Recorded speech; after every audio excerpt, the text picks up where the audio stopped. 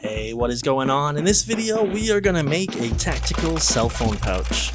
If you want to follow along with this project, I'll leave a link to the sewing pattern in the description below, so let's get started. First things first, you're going to want to print out the pattern and ensure that the scale is correct. You want to make sure each square is 1 inch, so take your ruler and measure 1 inch. Otherwise, you got to play with your scale settings on your printer. Some pattern pieces are going to be bigger than a sheet of paper, so they're going to have to be either glued or use clear tape to connect them together. When you connect the two pieces of paper, use your ruler to make sure that the 1 inch grid continues throughout all the pages. When I create these patterns, I make sure that I make all the pattern pieces to scale, so you can just cut them out, lay them directly onto fabric, and everything will measure up without any issues. For this project, I'm going to be using 600 denier Cordura nylon. I usually like to use this type of material when I make tactical items because it's so rigid, I guess that's the word. But you can use whatever you want, honestly. On some of the pattern pieces, you're going to notice little scissor icons. These indicate where the relief cuts are going to be. The only other place you're going to notice these scissor icons is on the edge of a main shape, and that just indicates to cut around that line.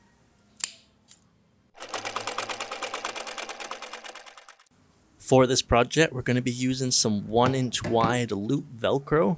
This is going to be for the front of the pouch. The idea behind this is you could put like a tactical patch on it or a name tag or something in that nature. Just a design feature, more or less.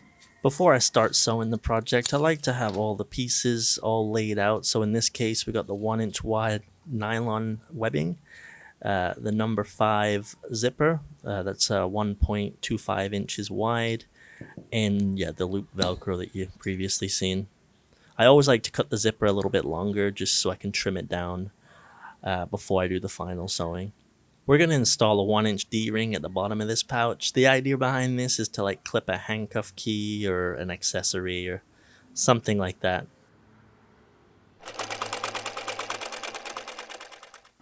So the first thing I'm going to sew on this pouch is the gusset. So luckily it's only 2 pieces. You have the zipper and the bottom gusset. So the seam allowance for this pouch is going to be 1/4 of an inch, so 0.25 of an inch. And nice and easy, you're just going to sew each end at a 1/4 inch seam allowance. Yeah, nothing too crazy. The sewing machine I'm using is a Singer denim heavy duty machine, and I'll list the product number and all that in the description below.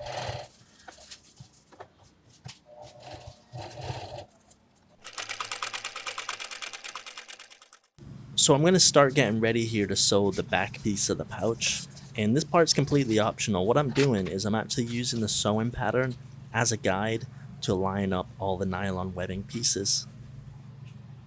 It's honestly a lot easier probably just to use a ruler and a chalk pencil, but I just want to demonstrate this just for the video.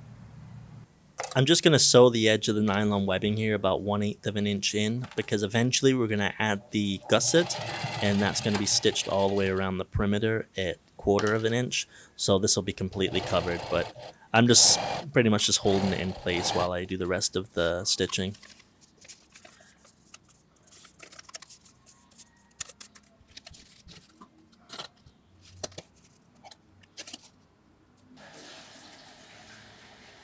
Because these straps are going to be load bearing, it's probably a good idea to go over the seam a couple of times to give it some extra strength.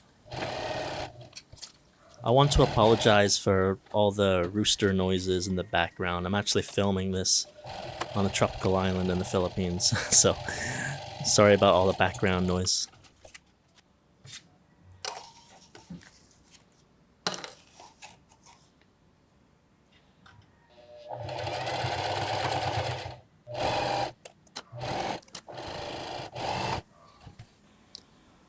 Okay, so we can go ahead and attach our 1 inch loop to the bottom of the pouch. Just center it in the middle of the fabric, and yeah, just a 1/8 inch seam would be fine, because once we attach the gusset, we're going to go around the perimeter 0.25 of an inch or 1/4 inch, and that's going to seal it in even more. So this is just to hold it in place, just a temporary stitch. We are going to repeat the same process for the front of the pouch. So I've got my sewing pattern and I'm going to use it to line up the loop velcro and the nylon webbing straps. In the video, I'm just demonstrating another technique for using the pattern to line up all the pieces.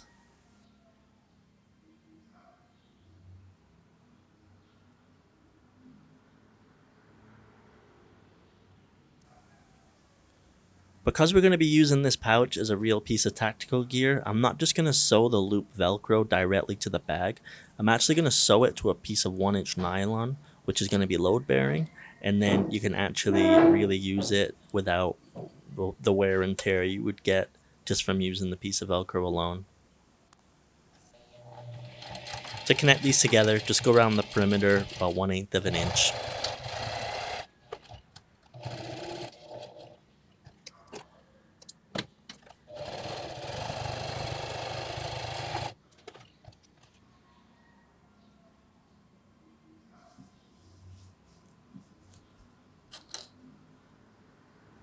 Once you got everything clipped in place, it's time to start sewing. We're going to go around the whole perimeter with a 1/8 inch seam allowance, and this is just to hold everything in place because when we sew the gusset, it'll all be sealed in again at 1/4 of an inch.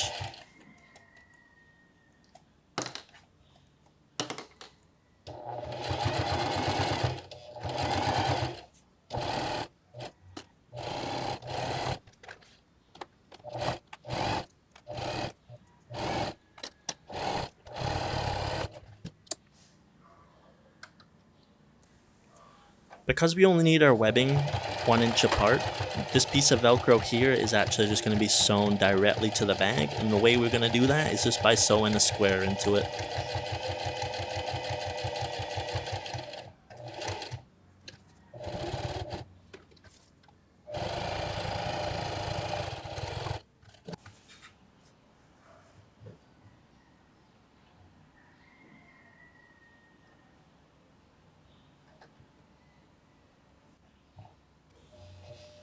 To finish this off, we're just going to do a stitch right up the middle, and because we're going to use this as a piece of tactical gear, we're probably going to do this stitch a couple of times so that it is very strong.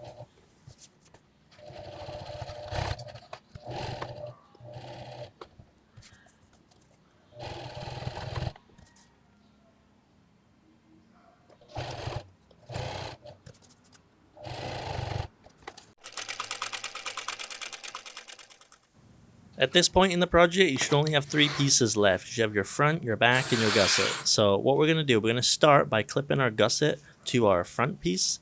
And when you're doing this, you got to remember that it's going to be turned inside out at the end. So the 2 front pieces have to face each other, and you're going to have to pretty much clip it together inside out, as you can see I'm doing here.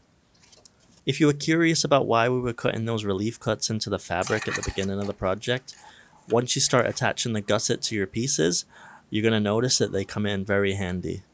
Once the gusset's fully clipped in place, we're going to go around the entire perimeter with a 1/4 inch seam, and that will seal everything in. When I'm sewing tactical gear, I don't like to use cotton thread. What I like to use is something that's kind of wear resistant to like weather and moisture. So like an all-purpose polyester or like a bonded nylon thread works perfect for these types of projects. So I created this project so that the zipper is actually rounded at the top. It's not square to the fabric. So you're going to have to sew in like a semicircle fashion in order to pull this off. So here's a close-up of what it looks like. And I'm not going to lie to you, I did put a tiny dab of super glue on the zipper and fabric so that it holds it in place while I sew. It's just because when I'm filming the video, I don't want all my hands in the way so you can kind of see what I'm doing. And as you can see here, I'm just trimming off the excess fabric. And we're just going to repeat the same process with the back piece. Lay it on the gusset, clip it together, and then do that 1/4 inch seam allowance all the way around the perimeter.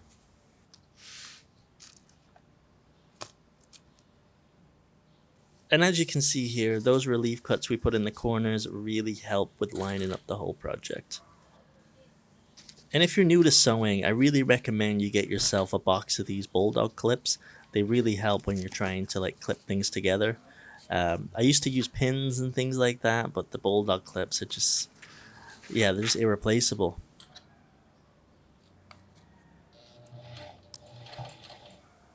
I understand this is hard to see here, but we're just trying to manipulate the fabric in such a way where we can get at the bottom stitch. So you have to kind of fold the top piece out of the way to get to the bottom one, but it's just the same thing as we did before, just a 1/4 inch stitch all the way around the perimeter. And when you get to the zipper, round it off and you should be okay.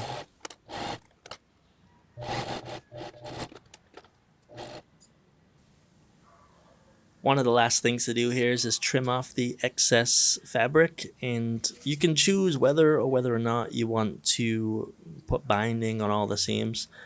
I honestly, I don't like binding my seams in a lot of cases. I like just to go around them and melt them so they don't fray, but if you want to bind your seams, you can bind them. It's up to you. So we'll turn it inside out, and then this pouch is completed.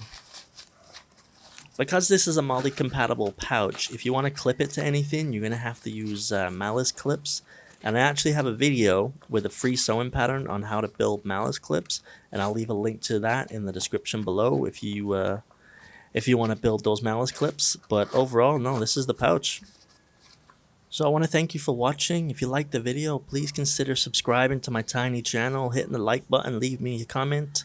All that little stuff you do really helps my content reach more people. I'll also leave a link to the sewing pattern in the description below. This will direct you to my Etsy store where you can pick this pattern up at a very cheap cost. All the revenue from that helps me produce more videos for you guys. So thank you for watching, and I'll see you guys next time. Bye bye.